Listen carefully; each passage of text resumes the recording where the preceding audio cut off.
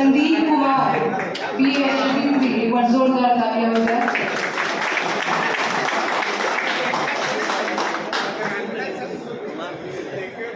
Honorable Chief Guest, Dr. Sanjay sir, Vice Principal sir, teachers, Chief Guest, my junior, senior, and all of my friends.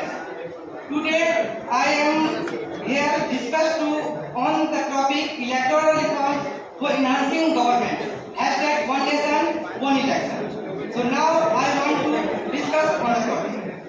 One Nation, One Election. क्या है?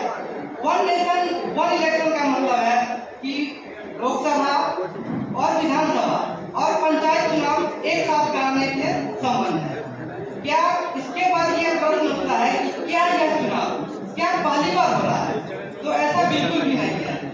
1951-52 में, फिर 57 में, फिर 61 में, फिर 67 में इस तरह से चुनाव वन नेशन वन इलेक्शन हो चुका है। जैसे एक कहते हैं ना कि नई नई आंखें हो तो हर मंजर अच्छा लगने लगता है, नई नई आंखें हो तो हर मंजर अच्छा लगने लगता है। कुछ दिन शहर घूमे तो पता चला कि वो गांव अच्छा लगने लगता है। तो मेरे कहने का तात्पर्य यह है कि जब हम लोगों ने वन नेशन वन इलेक्शन से हटकर इलेक्शन जब करवाए तो हमें पता चला कि वन नेशन वन इलेक्शन का महत्व क्या है। तो हम लोगों ने उस तरह से इलेक्शन कराना शुरू कर दिया। फिर उसके बाद 1967 के बाद स्टेट रीऑर्गेनाइजेशन कमेटी के बाद उन्होंने नए नए राज्य जब बने तो नए नए इलेक्शन हुए, वहां से ये ट्रेडिशन जो हुआ ब्रेक डाउन हो गया। तो वहां से जो है वन नेशन वन इलेक्शन का सिस्टम जो है ब्रेक डाउन हो गया। लेकिन इसकी चर्चा हर वर्ष होते रही है। लेकिन 1999 और 2000 के बीच में जस्टिस BP जीवन रेड्डी की भी कमेटी का रिपोर्ट आया, लेकिन वह रिपोर्ट ही बनकर आ गया। लेकिन यह उस समय हाईलाइट में आया जब हमारे प्रधानमंत्री जी ने इसकी वकालत की। तो इस समय उसके बाद सितंबर 2023 में एक हाई लेवल कमेटी बनाई जाती है जिसके चेयरमैन रामनाथ कोविंद जी होते हैं। इसी कमेटी को कोविंद कमेटी के नाम से भी जानते हैं। उन्होंने अपना रिपोर्ट जो है मार्च 2024 में सबमिट करते हैं और इसको यूनियन गवर्नमेंट के बाद यूनियन गवर्नमेंट के से जो है कहने के कह सकते हैं जो ग्रीन सिग्नल इसको मिल जाता है। तो इसमें क्या होता है, रिकमेंडेशन जो है कोविंद कमेटी का, इन्होंने रिकमेंडेशन 2 स्टेट्स में किया है। वो पहला स्टेट वो है कि जो राज्यसभा सॉरी लोकसभा और विधानसभा का इलेक्शन एक साथ होगा। लेकिन इसमें क्या होगा, स्टेट का अप्रूवल जरूरी नहीं है, स्टेट अप्रूव हो या ना हो ये होगा।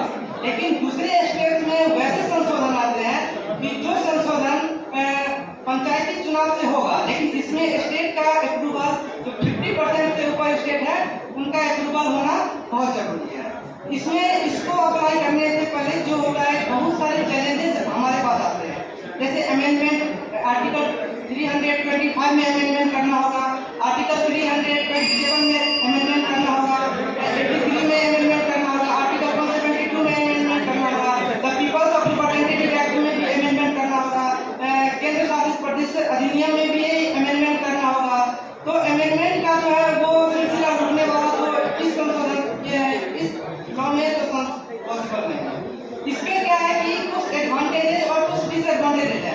जैसे एडवांटेजेस में गुड गवर्नेंस हो सकता है, इसमें लेस कैपिटल रिक्वायरमेंट हो सकता है, पॉलिटिकल करप्शन कम होंगे, स्टेबल गवर्नमेंट बन सकती है और वोट परसेंट को भी हम लोग क्या कर सकते हैं हद तक इम्प्रूव कर सकते हैं।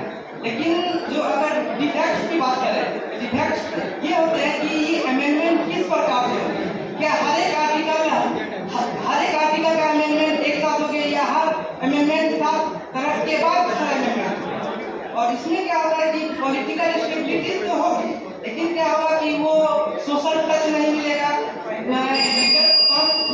एक बार आएंगे तो इतना कहकर मैं 2-4 प्रश्न जो है मेरे पूछ रहे हैं, क्या ये इलेक्शन, क्या भारत इस election one nation one election के लिए रेडी है, क्या इसकी रिकमेंडेशन थी या फिर ये अपनी पॉलिटिकल स्टेबिलिटी के कारण ये बनाए जाते हैं। Thank you so much.